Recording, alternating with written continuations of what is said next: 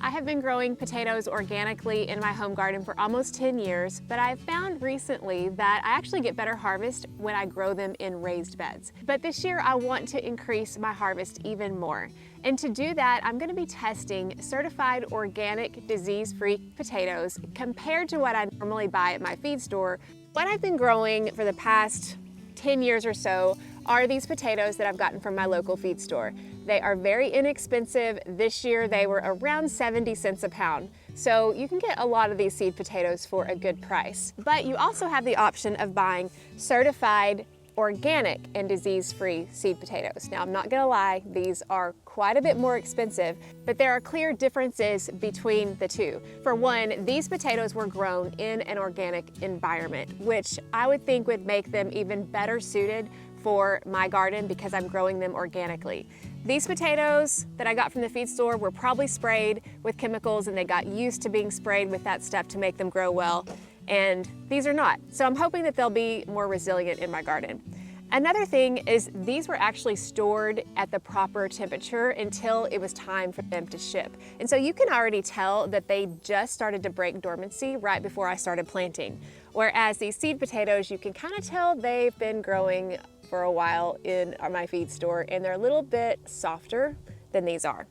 But is there really going to be that big of a difference in yield? That's what I wanted to test this year. Today I'm going to be planting 3 raised beds full of potatoes. 1 red, 1 white, and 1 yellow. I'll show you what I'm doing to prepare for planting and how I'm planting in these raised beds. I'll also share a few practices I'm using that are new to me based on my recent podcast interview with certified organic potato farmer Jim Garrettson from Wood Prairie Family Farm. Check out our entire conversation in episodes number 238 and 239 of the Beginner's Garden podcast. And subscribe to this channel so that you can see how the test went and whether we will see a measurable difference between the growth and yields of organic versus non-organic seed potatoes. Let's get planting. To prep the potatoes this year, I actually went through a more in-depth process. Really wasn't hard at all. It just took a little bit of extra time. Based on my conversation with Jim Garrettson of Wood Prairie Family Farm, he's a certified organic seed potato farmer, and it's where I've gotten some of these potatoes that you see here. You'll see that I have some that are from the Wood Prairie Family Farm, but then I've got some that I got from my feed store. So in my planting this year, I'm actually going to compare how they grow, the certified organic seed potatoes versus the ones at the feed store that are certified disease-free, but they were not grown organically. But what I wanted to share with you about now is what you're looking at here and what I did and why I did it. When I received my order from Wood Prairie Family Farm, the potatoes came in this bag, and what they recommend that you do is you can take them out of this bag and you can put them in a dark but warm place, and probably in the 70s or so. And the point of that is that potatoes naturally sprout in the darkness when they're growing out in the garden, so you want to keep them dark. But with the warmth, it will induce their sprouting. So you can kind of see this in some of these here. This is the sign that the potato is actually starting to come to life and is getting ready to grow. And the darkness helps induce that. And after you start seeing these sprouts emerge, at that point, they suggest that you put them in the light. Ideally, a cooler location, 50 to 55 degrees. Not sure that I even had that. I brought these out to my greenhouse because we still had some colder nights. So not really sure how the warm weather of the greenhouse affected them, but I did get them in the light for a little while. And so you can see here that any of these potatoes that are starting to sprout, they're ready to grow. Now, I will say that this particular potato, the dark red Norland, I got this shipment in later, and it has not broken dormancy quite yet. It hasn't started sprouting. This one maybe has a little bit of a sign of it sprouting. So I'm going to still plant them because it's time to plant, but I'll be curious to see how the timing and the harvest of these compare to the ones that I have taken the time to green sprout before. And you cut them where there's at least 2 eyes. These are eyes right here. And you want at least 2 of them per potato piece. And according to Wood Prairie Family Farm, they're best if they're at least 1.5 ounces in weight. So I had my little kitchen scale out here, and if I weighed a potato and it was 3 ounces or more, I was trying to find 2 eyes and I split them. So that's why you see the potatoes that are split here. And then there are some, like this one, that I didn't split because they didn't weigh 3 ounces, so I wanted to just go ahead and plant this whole, even though there are more than 2 eyes on this one. So I'm going to plant this one whole because of the size. Basically, I'm following the instructions that Wood Prairie sent, and I'm hoping that I can get an even better harvest this year. And the same thing here with the ones that came from my local feed store. I've been growing these for almost 10 years, and so it'll be interesting to see the difference. But these already had broken dormancy at the feed store. It was warm, it was sunny, and you can see the sprouts are a little bit longer. And we're just gonna see how they compare to the ones that were grown in an organic method. We're gonna be doing a side-by-side test. I'm gonna be comparing white potatoes, yellow potatoes, and red potatoes, whether they were bought at the feed store or whether I bought them certified organic, and we'll just see how the growth compares. So today I'm gonna go plant these in the ground and we'll see how the growing goes. I'm gonna start with a couple of tools. This is a broad fork, which I have started to really enjoy using in my raised beds and even my ground beds because I don't till anymore. It's definitely not a requirement for planting potatoes. A hoe is what I've always used for many years, and I'll probably use that as well. But what the broad fork does is it loosens up the soil and it helps the soil to be able to be ready, especially for root crops. So I'm going to use it to get the soil ready for the potatoes.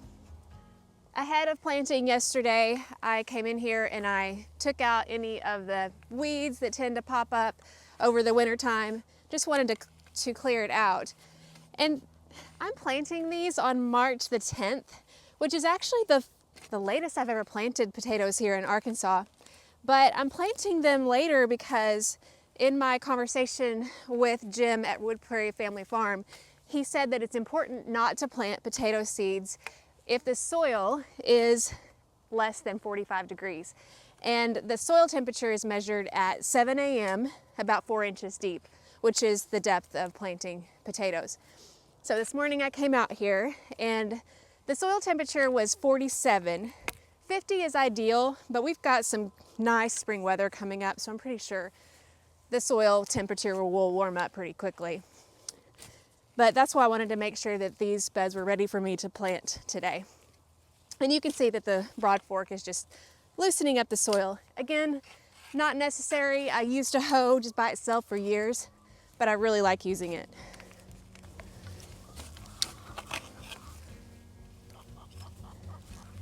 With the 4x8 raised bed, I found that it works really well to do 2 rows of potatoes.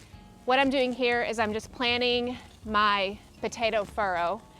And you can plant potatoes between 2 and 4 inches deep, but for the south, it's more recommended to go toward the 4 inches deep because the soil temperature as it warms up in the summer will stay a little bit more moderate if the potatoes planted a little bit deeper. So you can see here, I'm just getting the furrow ready for the potatoes to be planted.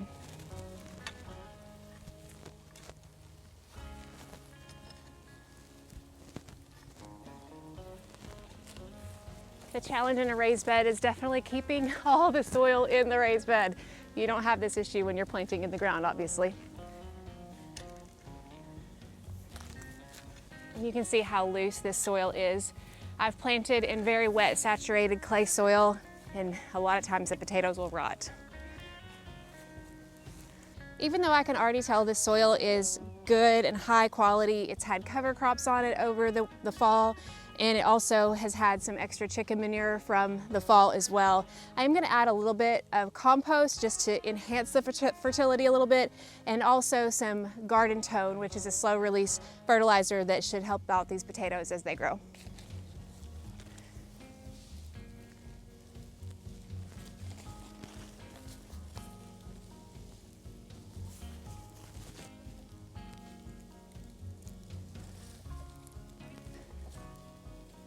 What I like about Garden Tone is it's got an analysis of 3-4-4, which means a little bit lower nitrogen and then higher phosphorus and potassium.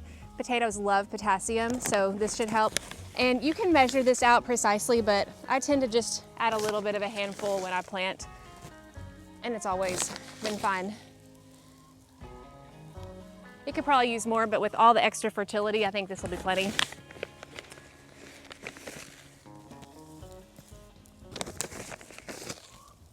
In this first bed, I'm planting 2 white potato varieties. This one is Prairie, and what appealed to me about this wasn't so much the pretty purple color, but was also how it's got a really quick and early days to maturity. That's going to be important, I think, for me in Arkansas, because potatoes do not like hot weather, and once the weather gets to be in the 90s, they don't do well at all. So I really need to get them harvested before the heat sets in. And these are supposed to be some of the earliest varieties that you can grow. And this one is another white potato, and I've grown it for years. It's called Kennebec. It's a very common potato. This one is one I got from my local feed store. You can already see it started to sprout. This one is a longer days to maturity. I think 80 to 100 days, as opposed to maybe 70 to 80-ish here. So these won't harvest as quick. It'll be kind of interesting to see how the yield compares. But since these 2 are both white potatoes, I'm going to plant them both in this bed. 1 row of Prairie and 1 row of Kennebec, and then we'll just see how they compare as they grow. So let's get to planting. When you're planting potatoes, you want to try to plant them with the eyes up if possible. And so this one has a pretty developed eye. There might be several of them, but I'm going to want to make sure that they're going up. It's not I mean, they'll grow either way. And I'm just going to set them at their proper spacing, which typically potatoes are usually planted about 12 inches apart, give or take. I mean, different varieties might require different spacings, but that's what I typically use as a rule of thumb.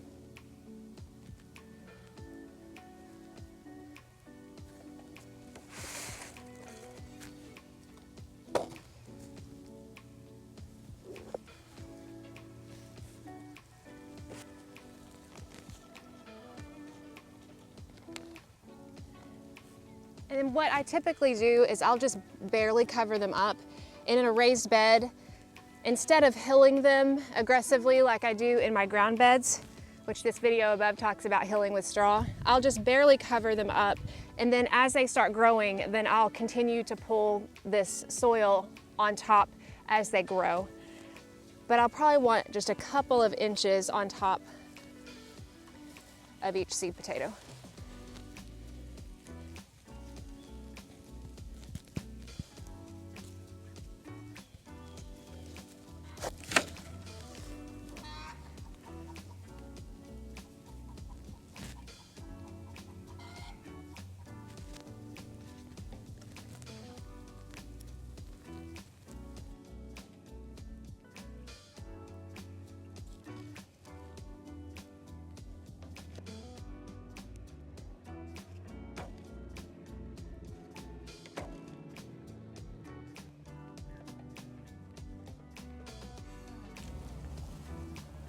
In this next bed, I'm going to be planting Yukon Gold, and they have been my favorite potato to grow. I love how they taste. They perform very well in my southern garden, partly because they are relatively early to mature, 80 to 100 days, so you can get good sized potatoes in a short amount of time. In this bed, I'm going to be comparing the Yukon Gold from Wood Prairie Farm, certified organic, disease-free, and then these are the ones that I bought at my feed store. Again, certified disease-free, but not organic. We'll be comparing these side by side and see how they do. I'm not going to be planting all the way up to the trellis because I will be growing cucumbers up the trellis, but other than that, it'll be the same growing conditions as the white ones that we just planted. In this final bed, I'm going to be trying 3 different kinds of red potatoes. First, I'm going to try the Red Cloud. This is new to me from Wood Family Farms. It has a days to maturity of around 90 to 100 days, so it's going to be a little bit longer of a crop, so we'll see how it does in my heat. The next I have is Dark Red Norland, and I've grown this before actually from seed potatoes from my feed store. They just didn't have this variety this year, and I really like this. It does really well in my southern climate. It's much shorter days to maturity, I think 70 or 80 or something like that. The difference though that will be interesting is that I had time to green sprout the Red Cloud, and obviously this variety, I'll tell you in a minute, I had time to green sprout this, but these I actually got a little bit later and I didn't have time to sprout them ahead of time. So we'll see if that actually cuts into the days to maturity or if they'll catch up. I'm not sure, we'll have to see on that. And then these are red Pontiac, and these I got from the feed store. They had already been sprouting when I bought them, and I've done these before and they've done pretty well, so we'll compare those as well. Now I am going to be growing in a little bit of a different configuration. This raised bed is only 2.5 feet wide, and technically I should be able to get 2 rows out of this still because potatoes should be planted about 12 inches apart. But I'm not going to use the hoe in this like I did the other 2 beds because I think I would have soil just everywhere. So I went ahead and broad forked it, and I think I'm just going to press the potatoes down into the ground about 4 inches. We'll see if that works. And then I'll be able to test and see how they grow in comparison to each other and also in comparison to the other varieties that I'm trying.